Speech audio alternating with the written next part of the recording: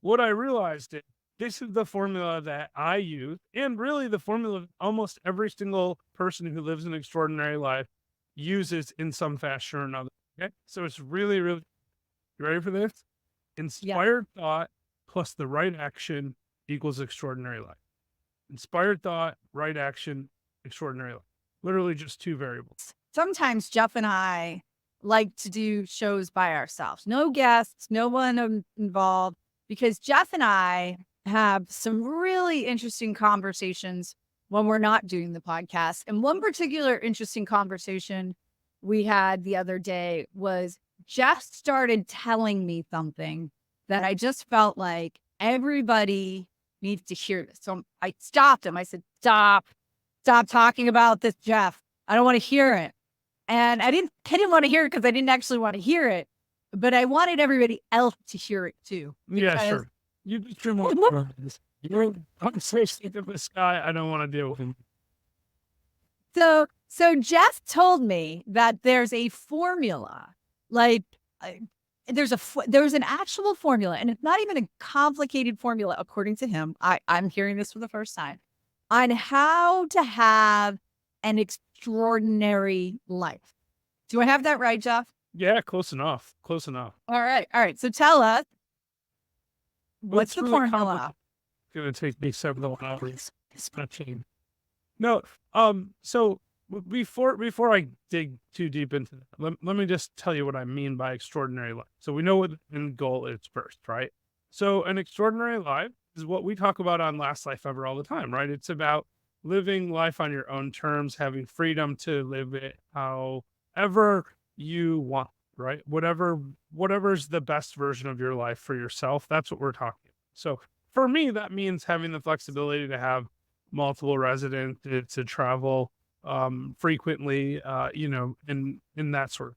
But for someone else, it might be just having the flexibility to have a lake house on a lake in northern Michigan that they can go to every weekend, right? I mean, it doesn't matter what it is for them, but when if you want to live an extraordinary life, it's going to be one that meet all five pillars of the Last Life Ever philosophy, right? So just a quick reminder for people that maybe are new to the show, the five pillars are discovering your life's purpose, uh, cultivating extraordinary habit, finding financial freedom, crafting financial freedom, having extraordinary experiences. That's the travel stuff we're talking about, but it can also be like having children, whatever it is for them. And then the last one is giving back to your community or the world.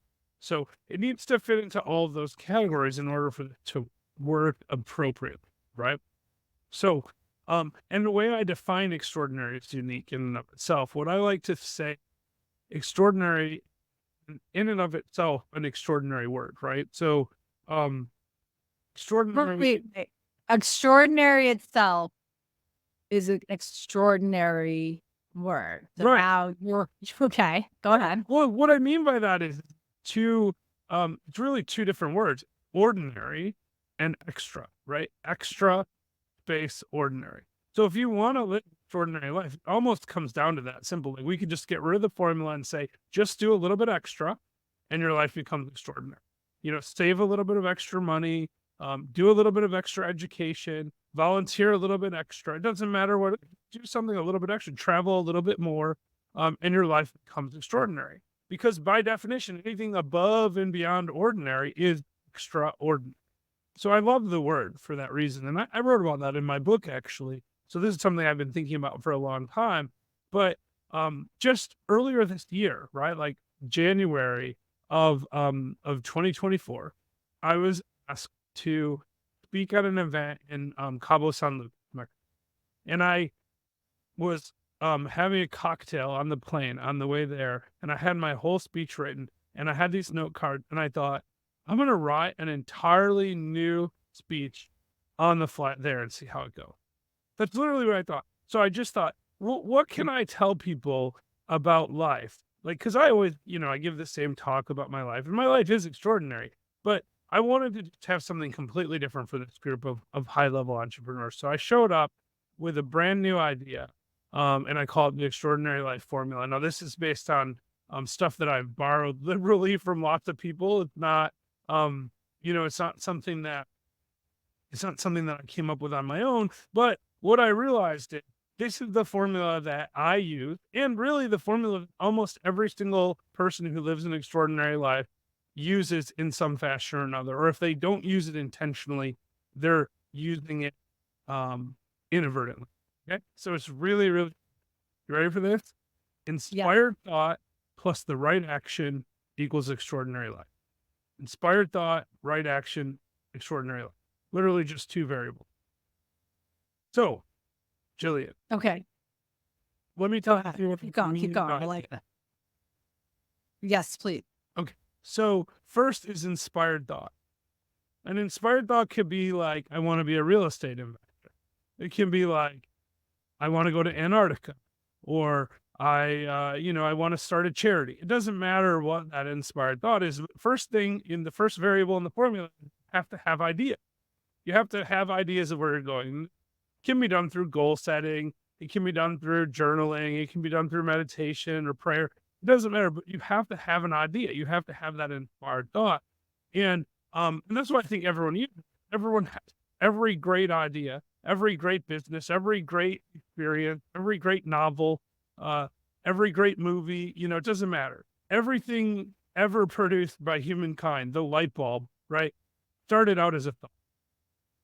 So the question is, how do you have that inspired thought? How do you get that inspired thought? So I spent some time thinking about this, and I realized there's something that I do that most people don't do, that I borrowed from one of my mentors, actually a former guest here on Last Life Ever, Jamil Sayed, a two-time, right? He told Yeah. a long time ago, he told me, if you want to come up with a new idea, if you want to have a new experience, you need to ask yourself these two questions regularly. And these are empowering questions that I ask myself at least once a week. Are you ready for this, Jillian? And I'm going to ask you these questions. I am. I want you to think about when the last time this applied to you, okay? So the first question Okay. is, when is the last time you did something for the first time? When is the last time I did something for the first time? Well, I mean, honestly, very recently, you and I went on a very big trip where we did a lot of things for the first time. Right. Or- Right, but you can see how this question is really useful, right? When is the last time I Right. did something for the first time? And it's a question for you. I mean, it's rhetorical in a sense because it doesn't matter what the answer is. The last time I did something for the first time might be, this is the first time I've ever recorded on this particular platform for Last Life Ever. That could be that simple, right? Or it could be, Right. I drove a different way to my office today. Not true. I actually drove the same way to my office I normally do. But it could be anything that simple. It could be stopping at a different grocery store or talking to the person who serves you and asking them questions about their life, right? Something that Right. you've known for a while, but you don't really know. It doesn't really matter what that thing is. It's about asking yourself that question. When is the last time I did something for the first time? You know, Doing it's so funny you say that. And the other day, and I'm gonna remember that now because I've tried recently to ask everybody what their name is. Just cut, like who, if I'm interacting with somebody, ask them their name. But then there's been a couple of times where I've gotten like shy, didn't want to do it. And I'll give you a perfect example. Yesterday, I wanted to buy a new laptop. And so I was in Walmart because here in Puerto Rico, there's just not a lot of options of where you can buy laptops. So I'm standing there looking at these laptops, cursing under my breath because I had ordered a laptop from Amazon that was supposed to be here several days ago and didn't make it in time. So I had to run down to Walmart to try to buy a laptop. And I'm looking around and there's a guy there and he's looking at the laptops too. And he looks right at me and he goes, "Don't buy any of these." And I go, excuse me? And he goes, "Do not buy any of these. They're all terrible." And I go, "Oh, okay." He goes, "Listen." And then he starts giving me like a whole education on laptop and tells me, "Go to Sam's Club. Sam's Club has laptops and they're way better than this. Don't buy these. Go to Sam's Club." Sam's Club didn't have what I needed either, but I did leave. But I sat there looking at the guy going, "I really should introduce myself and ask you for your name. You've been so kind to me." But instead I just ran away. And I'm 46 years old. Yeah. No, I mean, and we're all gonna have that, right? Where we don't do something that pushes us ourselves out of our comfort zone. I mean, Yes. it's okay, right? But the point is, if we ask the question, right? When's the last time I Yeah. did something for the first time? It opens us up. And these questions, by the way, they're designed to wake us up from something called the Iago trance. Have you ever heard of the Iago trance? No, this is great. Go So on. Iago is a character in Hamlet, and he kind of talks Hamlet into doing a lot of really stupid things in Hamlet. But Right. in psychology, the Iago trance, so far as I understand, it's like when you brush your teeth and you put water on your toothpaste and you put your toothbrush in your mouth and you do that so many times that you don't really think about it. Like if I ask you right now, did you brush your teeth? You're going to say yes. If I ask you, did you put water on your toothbrush? You're going to say yes. But do you really remember doing it? And the answer is probably not, because you're in that Right. trance-like state and it's very useful, right? Like we shouldn't have to make a decision about which direction to hold our toothbrush every day. Like we should just do it the Right. same way. We've learned a process that works, and our brain defaults to just going through those motions and not paying attention. It frees up space to focus on more important things, like especially like, you know, which way you when you're starting a fire as a cave person, you want to be paying attention to the lions that are circling, right? You don't want to be paying attention to how you stack firewood, right? So it is a very useful survival trait that we have. And it's very useful to get us through a lot of parts of life. But and I've been talking about this for a long time, even before I knew what it was. I mean, even my law school graduation speech, I talked about the movie Click with Adam Sandler, where he gets a remote control from this guy named Morty, and the remote control allows him to fast forward through the boring parts of life. And pretty soon he wakes up and he's an old guy and he doesn't know what happened to his life, right? That's what we all do in real life. We drive to work the same route. We don't pay attention, and all of a sudden we're at work. We go through motions at work. We answer the same phone calls. We do the same thing over and over again. Doesn't matter what kind of work we do. It doesn't matter what kind of stuff we do. It was even happening to me, giving the same dang speech every time I got invited to talk somewhere, right? I don't remember one pitch from the next. I couldn't tell you what I said to someone in Oklahoma versus someone in Chattanooga, right? Like I don't know. But but when I wrote the news speech to talk about, I remember that very clearly, right? Because I was doing something different.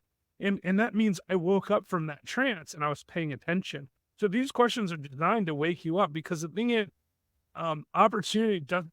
Everyone always says opportunity knocks, but it doesn't. Opportunity is just us seeing it that makes opportunity presented, right? So we have to wake ourselves up by asking the two empowering questions. The first one, when is the last time you did something for the first time? And then the parallel question is, what can you do today? What can you do this week? It doesn't matter. Like you can pick a time frame. What can you do right now for the first time? And it can be something small, like I said. Drive a different way to work. Then you might say, well, what possible inspired thought am I going to have from driving a different way from work? But the thing is, if you're a real estate investor like a lot of our audience, driving a different way might mean seeing a new neighborhood you didn't know before. It might mean seeing a trend in development that you didn't know was there. It might mean seeing a vacant property that you wouldn't have otherwise seen. Walk a different route. Go to a different beach. I know you and your husband like to walk on the beach every morning. Well, pick a different beach once in a while. You know what I mean? You might meet a new person at the new beach that you wouldn't otherwise meet, and that person might have a conversation with you that inspired. You might learn something that you didn't otherwise know, or you might see a property there and decide to start your tiki bar that you and I wanted. Right? I know that happened by doing those new things. And like I said, the difference could be very small, but it forces you to be paying attention. You drive a different way to work, you have to think about, do I turn here or do I go straight? Right? You have to actually make a decision instead of just go through the motion. Just that very action of making a decision wakes you up. So that's step one. Get your inspired thought. It could be like, if you've never been to a real estate meetup, you could go to a real estate meetup. Or you've never been to a networking meetup, you go to a networking meetup and you hear about a new business opportunity. You learn what someone else is doing, and now you have an inspired thought. I want to be a real estate investor, right? Let's just say that's what you're inspired. So the second part of the formula, to take the right action. Okay. I know for sure that there are people that go to real estate meetups that have the inspired thought to be a real estate investor. And I know you know this too, Jillian. Like people that go to that and they say, I want to be a real estate investor. And they go home all excited about how they want to be a real estate investor. They pick out a name for their company. They register a domain, order business cards, they hire an attorney, they create an LLC. And 2 years later, they have an LLC and a website. They're Okay. still not a real estate investor, right? Right. They didn't Right. take the right action. Like there's nothing wrong with having an LLC and a website and hiring an attorney. All those things have a place. But if you want to be a real estate investor, you gotta buy real estate, right? So getting education is useful. Like can continue to do that. But like at some point you have to take that right step of buying a piece of property somewhere. Otherwise you're never gonna be a real. It's really that simple. So the question, once you have an inspired thought, how do you know what the right action is? Because I'm not picking on the person that 2-3 years into their real estate investing career, right? But hasn't actually bought anything. Because a lot of people go through that. I mean, I went through it. It took me years of thinking about real estate before I did it. And there's a value in that, but I wasn't taking the right action. And so the question is, how do you figure out what that right action is? How do you know what the right step is? And Right. that's a bit trickier. There's no exact formula for it, but there's a process. And the process goes like ask good question. Ask what, where, when, and why question. So, you know, if I were thinking about my example of the real estate investor, the questions that you would ask is like, well, first, why do I want to be a real? Because you want to make sure you're even working on the right inspired thought first, right? So why do I want to be a real estate investor? What is it that appeals to me about it? Like start niching down your understanding of what your goal is. Because the overarching goal of being a real estate investor is great, but why? How much time do you want to devote to it? How much work is it going to be? Like you have to get that information and you do have to niche it down, but you also have to take action, right? So it's the right action. And what I think about when I talk about taking action is, I don't know for sure. I always attribute this quote to Richard Branson because I swear I read it in one of his books somewhere, but I've never been able to find it. So a quote that may or may not be from Sir Richard Branson is, the difference between successful people and those who never succeed is successful people take action without all of the possible information. I think that's important because without any information, right? You have to have some information. You do have to ask the right questions, get the right education, that kind of stuff. But you also have to take action without having every possible piece of information. And I think a lot of people get stuck in that, right? They get into that analysis prep and they don't actually take action. But that is actually the whole formula, Jillian. Inspired thought plus right action. Wake up from the Iago trance, ask yourself the empowering question, then ask the what, where, why question to figure out what you should be doing, and then go do. And that's that little bit extra you have to do to live the extraordinary life. And so then you can and this is how you get out of your comfort zone and start doing things that are more complicated, right? Like, so for example, I'll do anything for the most part. Well, maybe that's not true. I don't know. I've seen you sing karaoke, so I'm terrified of that. So if you've done that, you can probably do anything.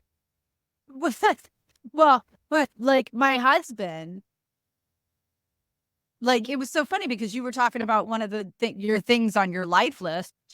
Things you want to do is ride in a helicopter. You couldn't pay my husband to get in a helicopter. Yeah, Yeah. and it was amazing, right? Like I did in Maui, had a great time, but it doesn't matter. Like, I mean, it's okay not to do something because you're afraid of it if there's really no upside. Like sometimes it doesn't matter, right? But you can't live your life you can live your life never going on a helicopter. It's fine, right? I personally like to lean into that, right? Like if there's something I don't like, I try to do it. I was a little scared to be on a helicopter, honestly. It's a weird experience. There's no wing. And you think, what if the machine died? What happened? And they hover and they do weird floaty things and they drop in a way that planes don't do, right? So, but I wanted to do it, so I did it. But if you have no desire to do it, there's really no point in like forcing yourself to face a fear just to face.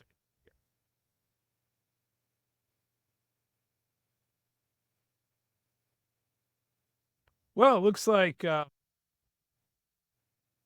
Jillian dropped off here, but you know what? We were wrapping up anyway. So all I'm going to say right now is I hope that you figure out a way to live that extraordinary life and that you get to have an amazing and exciting life like Jillian and I have. We've both had exciting lives. And if you want more information about how to live an extraordinary life, all you really need to do is um, you need to jump in there and you need to involve yourself in our Facebook group. You need to so the Last Life Ever private group on Facebook, or reach out to Jillian or I about our mastermind, the Extraordinary Life Mastermind, which is something that we're really proud of, where we have a small group of individuals that work together to live the best version of their lives. We all work together to try to help each other, to inspire each other. We ask each other these questions, but we also hold each other accountable for our actions. Jillian, I was just telling everyone about the mastermind while you were gone there for a second. I was saying, like, if you want to learn more about living an extraordinary life, I think joining the Extraordinary Life Mastermind might be a really good option for you. Yeah, it's so funny because in relation to this conversation, so we do these accountability groups in the mastermind, and there's smaller groups within the mastermind where we hold each other accountable for whatever our goals are. Very effective. And we have one gentleman who came the other day, and he's trying to literally change his whole entire, I wouldn't say he's trying to change his career. He's trying to move his career in a different trajectory. And there's a lot of unknown, and that's not the way I've done it before around it. So he's a little fearful. And to that end about, buying real estate, and you're not a real estate investor until you buy something. He articulated that, I don't know if I can get the capital for this. I don't know if I'm going to be able to find a deal. It's just so scary. I don't know if I'm going to make a mistake. And we're talking about a guy who's literally done billions of dollars in real estate trends. Yeah, right. I'm afraid to buy a duplex, right? I mean, I'm exaggerating a little bit, but it's literally like that, right? Like, because he hasn't ever done it, but in, to the point of this particular discussion and the advantage of the mastermind, he is being forced to ask the right questions so that he can take the right action going forward. Like, he's not going to be stuck where he was before. He's doing that little bit extra right now, getting the right education, getting the right information so that he can take action. And we're helping. That's right. That's right. It's not us helping. Yeah. Right? The group itself helps each other, which is the best part of it. It really is. It really is. But the thing is that we talked about when we were discussing this was, what I shared with him was that, look, I get what you're saying. You don't want to make the wrong move. You don't want to do the wrong thing. And he admitted that a lot of it had to do more with his mindset and getting around, like, the mindset of being able to actually do this. That's fine. You can overcome that. We can work on that. But there's a little bit of healthiness, right, in not moving so quickly, like so impulsively, if you will. Right. And that goes for life in general, not just investing in real estate. But, one of the things I shared with him is the best real estate deals I've ever done personally by myself with my own money, no partners or anything, were always the ones where I took an extremely long time to pinpoint exactly the property that I wanted and acted on that. And when I found the property, I knew it right away. It wasn't, I didn't hesitate to act when I found the perfect property, but it might have taken me 6 months to find that property. Right. Yeah. But think about this. So what you're saying is the best people did follow the extraordinary life formula. You had an inspired thought. I want to do this particular type of real estate. Then you asked a whole bunch of questions and got the answers to exactly what you need. And then when opportunity presented itself, you saw it because you were ready, right? Right. We're in place to take that right action, which was to jump on that deal right away. Exactly. So And that actually kind of proves the whole point, right? Like this formula, whether you know you're using it or not, is the difference between living an ordinary life and an extraordinary life. And we both live extraordinary life. Like we just spent a month in Asia, for crying out loud. Like I we know. we both separately made decisions to move to a Caribbean island. Like these are like things that normal, ordinary people aren't doing, right? Right. And I'm not Right. saying we're perfect by any stretch of the imagination, but like I'm living my life like it's my last life ever, and so are you. And we're Yeah. recognizing this is our one chance to make a difference in the world, and to make a difference in our families, and to make a difference in our own lives. And we have to take it. And that's why I think everyone needs this formula, and that's why I'm so super happy that you decided you wanted to share it here on the. Well, Jeff, thank you so much. I really hope all of you out there found great value in this. I know I did, and I'm here. So I'm hoping that just at least one of you will take this and go out and try something new. Remember the formula, and remember to just have some inspired thought. Take that Yeah. action, right? And Ask the right also, question. feel free to put in the comments if you're watching this on YouTube, or maybe put a post in our Facebook group. What's the thing that you're gonna do today for the first time? Like, I really love to hear that. Like, throw it up in the Facebook group, or just ask your friend. Tell your friend. It doesn't even matter what you tell us. Like get out there, share with people what new thing you're gonna try. Oh, and Jillian, is there anything you want to remind them? I do. Remember to live the best version of best life ever. Bye.